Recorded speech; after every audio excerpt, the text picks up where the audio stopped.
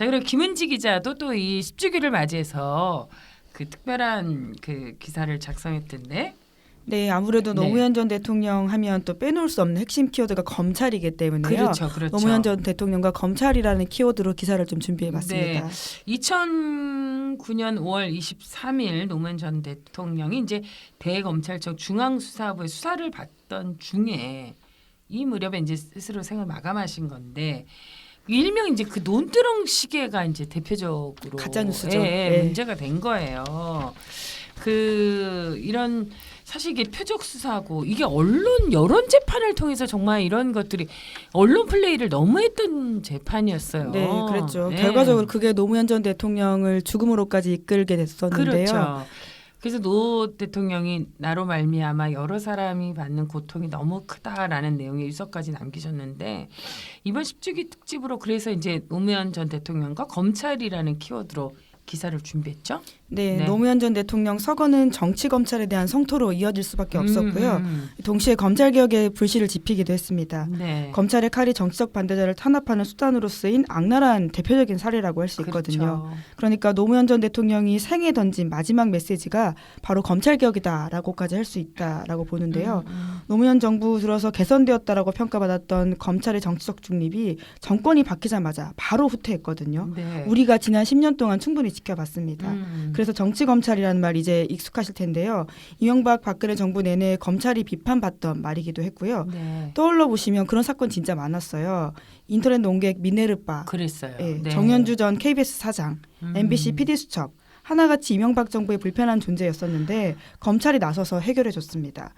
그러니까 검찰이 나서가지고요. 죄가 되지 않는다라고 검찰 내부에서도 이런 판단이 있었음에도 네. 불구하고 기소를 했고요. 실제로 모두 무죄 받았습니다. 그럼에도 불구하고 그 어떤 검찰도 책임지거나 문제가 되지 않았었고요. 그렇죠. 예, 그리고 반면에 지금 한참 난리인 김학의 전 법무부 차관 네. 관련된 사건이 네. 있는데요. 뿐만 아니라 찌라시 읽었다라면서 대선 때 남북 정상회담 회의록 읽었던 김무선 의원도 있었는데 네. 모두 검찰이 불기소했습니다. 이런 것만 보더라도 검찰의 칼이 얼마나 휘어져 있었는지를 잘 알 수 있죠. 그러니까 이제 정치 검찰이라는 비난을 받는 건데 이렇게 생각해보면 이제 노무현 정부는 시작부터 이제 검찰 개혁이라는 화두를 꺼내 들었어요. 그래서 그 유명한 이제 전국 검사들과의 대화가 지금도 아주 또렷하게 기억나거든요. 그러니까 그 참여정부가 시작한 지 이제 2주도 안 된 상태에서 이게 지금 진행된 거였어요. 생각해 보면. 네, 그러니까 2003년 3월 9일입니다. 그래요. 저도 이번 기사 준비하면서 몇 번씩이나 그 영상을 돌려봤었는데요. 문재인 대통령은 민정수석으로 당시 토론회에 배석했었습니다. 네. 그러면서 그 당시의 상황을 자신의 저서 문재인의 운명에다가 이렇게 써놨는데요. 목불인견. 그러니까 눈 뜨고 볼 수 없는 상황이다라는 거죠. 정말 이거는 제가 봤을 때 점잖은 표현이고요. 이제 이죽거리고 논점 이탈하고 오로지 조직 이익만 주장하는 검사들의 모습이요. 오롯이 생방송으로 나갔었습니다. 그러니까 이를테면 밑도 끝도 없이 대통령에게 학번을 물어본다든가 하는 장면이 있거든요. 제정신인가요? 노무현 전 대통령이 고졸 출신으로 사시 합격했다라고 하는 것은 아주 유명한 이야기잖아요. 노무현 전 대통령이 대통령이 될 때도 나왔던 기사이고 앞서서 정치 인생에 있었을 때도 많이 나왔던 것들이고 네. 사실 동료 법조인이라면 모를 수 없는 이력의 이야기임에도 불구하고요. 박경춘 당시 서울지검 검사가 신문상에서 봤다면서 대통령 혹시 83학번이냐라고 묻습니다. 그러니까 대통령이 그래도 그게 잘 응수를 해요. 뭐 따지고 보면 80학번 정도 된다 이런 식 이야기를 하는데요. 이제 그러면서 내가 신문에서 그렇게 봐가지고 질문을 드리는 거다라는 식의 이야기로 은근슬쩍 넘어가거든요.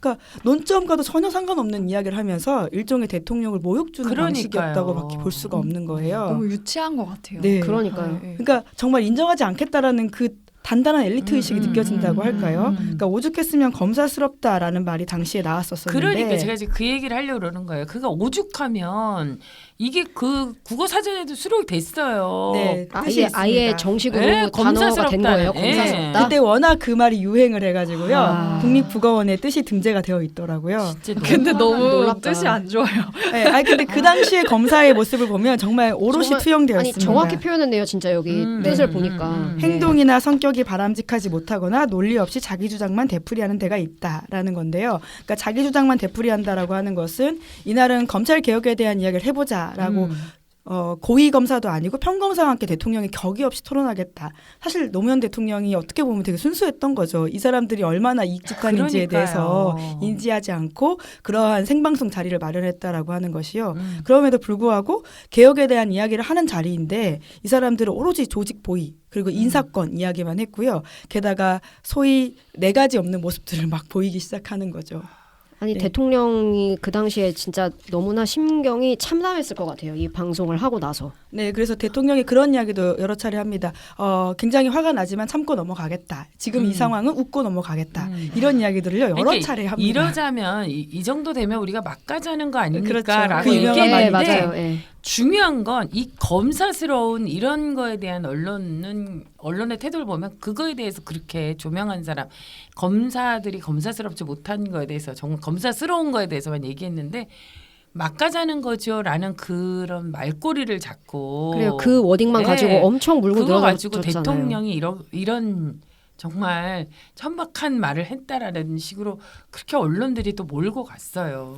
그러니까 참 보면요. 그러니까 검사들이 정말 맞서야 될 상황에 대해서 제대로 맞서지 않고 말꼬투리 잡아가지고는 시비 건다라는 느낌이 참 그러니까요. 많이 들었는데 참 2003년에는 보통 어떤 시기였길래 이런 것들이 그냥 통용이 됐었나라는 생각이 그러니까. 들기까지 하더라고요. 영상 한번 보시면 여러분들도 제가 하는 이야기가 어떤 의미인지를 바로 이렇게 아실 수 있을 지금 겁니다. 보면 혈압이 너무 네. 올라가고 분노 지수가 너무 올라가서 안 보고 싶어요. 아니 그게 아니라 내가 너무 조증 상태일 때 아. 감정을 좀 좀 다운시킬 다운시키려고 때 할 때. 그럴 때 보시면 적절한 영상입니다.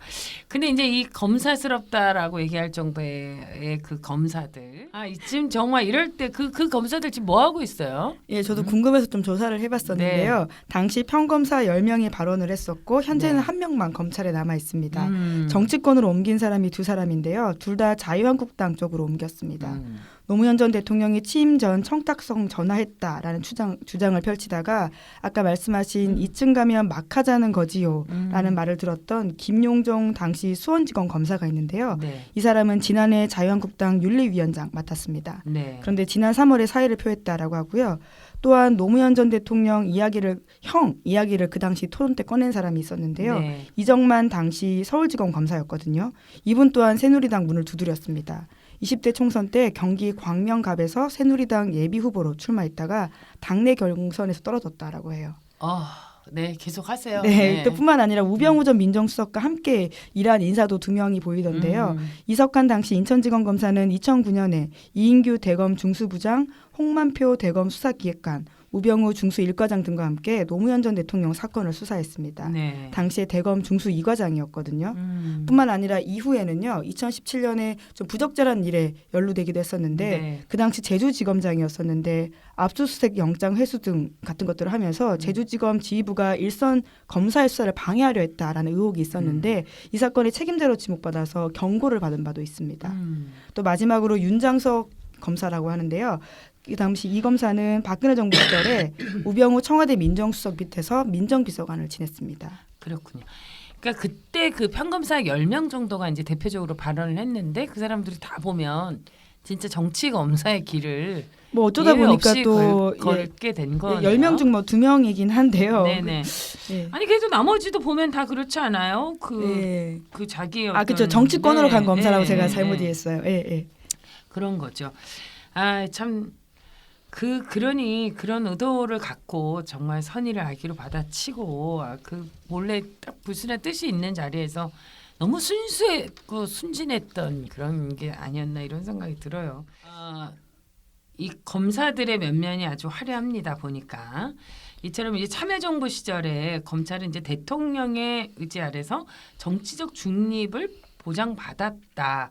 라는 평가를 우리가 지금도 받고 있어요. 사실은 그 참여정부가 가장 이렇게 그렇게 어려움이 있으면서도 정치적 중립을 끝까지 지켜주었거든요. 예, 그때 어느 대선 자금 정부보다도. 수사를 생각하시면요, 그 노무현 정부 시절에 안희정 씨가 다 가장 최측근이라고 볼 수 그렇죠. 있는데 대통령 대선 자금 수사로 그때 구속이 됐었거든요. 예. 뭐 물론 여야 가리지 않고 모두 수사를 하긴 했었는데요. 당시에 대통령을 비롯한 일종의 정권의 의지가 없었다면 사실 눈치 보면서 제대로 네. 수사 못할 수도 있었을 텐데 일종의 정치적 중립성을 보장받았다라고 보는 건 맞죠. 그래서 예. 그 대통령이 대선 자금에 대해서 뭐 인정한다, 뭐 그 네, 기자회견도 그러면서, 했었고요. 기자회견도 예. 했었고 심지어 되게 아프다. 지금 네. 검사 수사 굉장히 아프지만 존중하고 다 맞아요. 존경하겠다. 이런 이야기도 검찰이 합니다. 소름이 돋을 만큼 네. 유능하다. 그렇죠. 그런 네. 점에서는 또 믿음직스럽다라고까지 얘기를 했어요. 그렇죠. 네.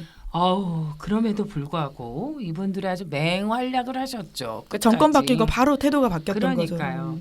그래서 그런지 몰라도 그때 이제 현재 논의되고 있는 공수처 설치나 뭐 검경 수사권 조정 같은 제도 개혁까지는 그래서 그런지 갈 수 없었어요. 그렇죠. 네. 그런 얘기는 계속 있었지만. 네, 이게 그 부분이 가장 안타까운 부분인데요. 네. 결국 검찰 개혁이 제도화되지 못해서 그 음. 이후에 이명박 박근혜 정부 내내 문제가 되기도 했었습니다. 네. 그러니까 상대편에겐 가혹하고 내 편에겐 관대한 그러니까 음. 검찰의 칼이 휘게 되는 건데요. 이에 대한 노무현 전 대통령의 후회도 뼈저리게 나옵니다. 생전글을 모아 펴낸 운명이다라는 책 유명한데요. 여기에 이런 대목이 나오거든요.